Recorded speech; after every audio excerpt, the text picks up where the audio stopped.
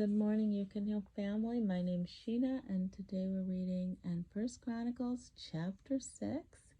It says the highly priestly line. The sons of Levi were Goshan, Kohath, and Merari. The descendants of Kohath include Amram, Issachar, Hebron, and Uzziel. The children of Amram were Aaron, Moses, and Miriam. Okay, so names we recognize here. The sons of Aaron were Nadab, Abihu, Eleazar, and Ithamar. Eleazar was the father of Phinehas, and Phinehas was the father of Abishua. Abishua was the father of Bukai. Bukai was the father of Uzai. Uzai was the father of Zerahiah, and Zerahiah was the father of Merioth. Merioth was the father of Amariah, and Amariah was the father of Ahitub. Ahitub was the father of Zadok.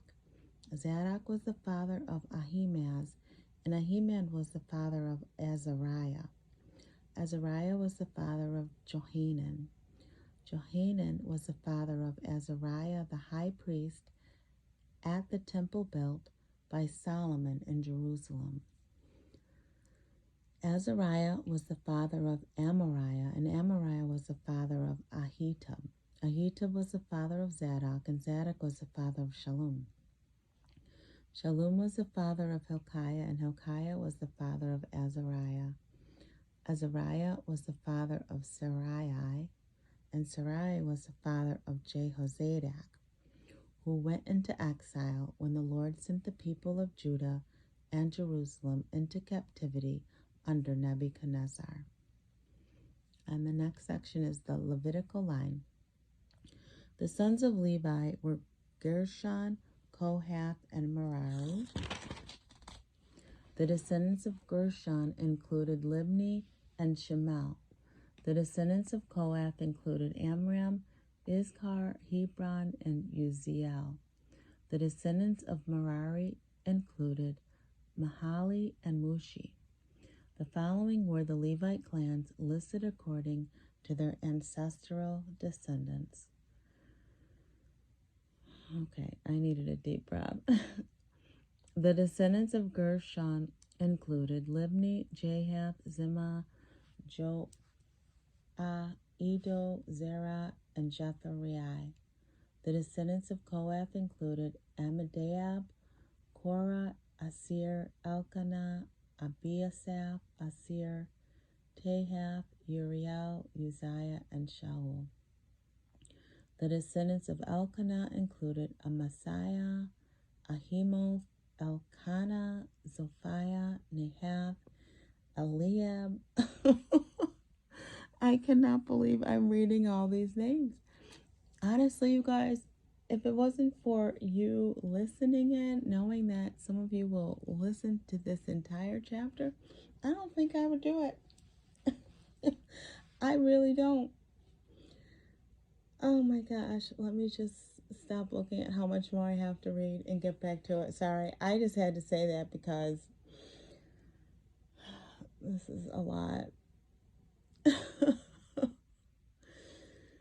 Okay, what verse am I on? We'll say 25. Around 25, the descendants of Elkanah included Amasai, Ahimoth, Elkanah, Zophai, Nahath, Eliab, Jeroham, Elkanah, and Samuel.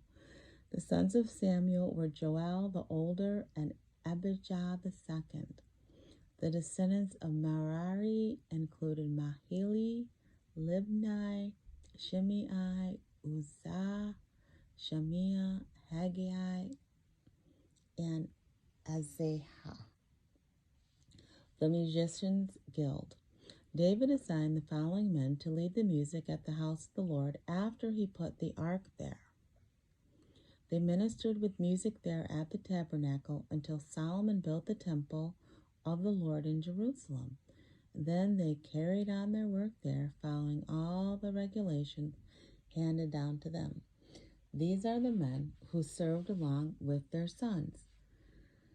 Heman the musician was from the clan of Kohath. His genealogy was traced back through Joel, Samuel, Elkanah, Jeroham, Eliel, Toha, Zuph, Elkanah, Mahath, Amasai, Elkanah, Joel, Azariah,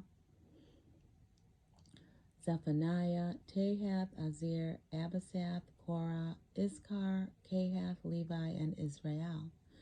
Heman's first assistant was Asaph from the clan of Gershon. Asaph's genealogy was traced back through Berechiah, Shemiah, Michael, Basihiah, Malchiah, Ethni, Zerah, Adiah, Ethan, Zimath, Shimei, Jahath, Gershon, and Levi. Haman's second assistant was Ethan from the clan of Merari.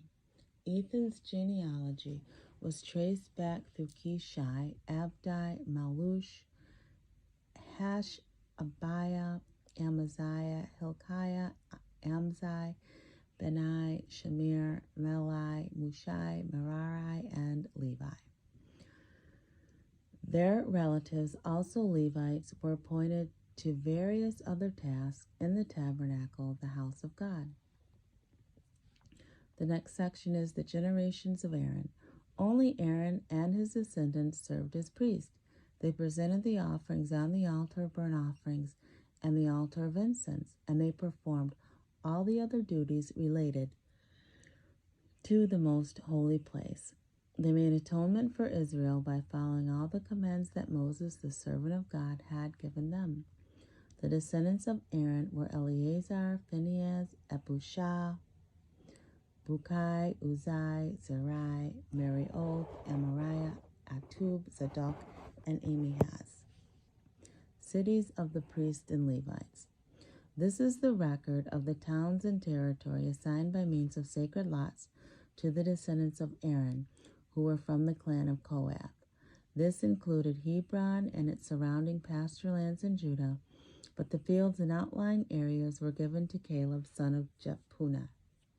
So the descendants of Aaron were given the following towns, each with its surroundings, pasture land: Hebron, a city of refuge; Libnah, Jatir, Eshtemoa, Holon, Debir, Ain, Jutah, and Beth-Shemesh.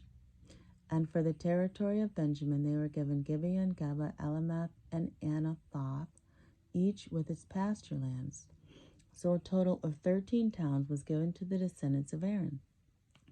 The remaining descendants of Kohath received 10 towns from the territory of the half tribe of Manasseh by means of sacred lots. The descendants of Gershon received by sacred lots 13 towns from the territories of Issachar, Asher, Naphtali, and from the Bashan area of Manasseh, east of the Jordan. The descendants of Merari received by sacred lots 12 towns from the territories of Reuben, Gad, and Zebulun. So the people of Israel assigned all these towns and pasture lands to the Levites. The towns in the territories of Judah, Simeon, and Benjamin, mentioned above, were also assigned by means of sacred lots. Verse 66, the descendants of Kohath received from the territory of Ephraim these towns, each with its surrounding pasture lands: Shechem, a city of refuge in the hill country of Ephraim; Gazir, Jokmeam, Beth-horon, Jalon, and Gath-Rimmon. The remaining descendants of Kohath were assigned these towns from the territory of the half-tribe of Manasseh: Aner and Beliam, each with its pasture lands. The descendants of Gershon received from the territory of the half-tribe of Manasseh the town of Golan and Bashan with its pasture lands, and Ashtaroth with its pasture lands. From the territory of Issachar they were given Kadesh, Dabarath, Ramoth, and Anem with their pasture lands. From the territory of Asher they received Mashal, Abdon, Hukok, and Rehob, each with its pasture lands. From the territory of Naphtali they were given Kadesh in Galilee, Hamon, and Kerith-Thahim, each with its pasture lands. The remaining descendants of Merari received from the territory of Zebulun the towns of Jokneam, Kartah, Rim-ono, and Tabor, each with its pasture lands. From the territory of Reuben, each of the Jordan River, opposite Jericho, they received Bezer, a desert town, Jahaz, Kedemoth, and Mephath, each with its pasture lands, and from the territory with its pasture lands. And from the territory of Gad, they received Ramoth and Gilead, Mahanaim, Heshbon, and Jazer, each with its pasture lands.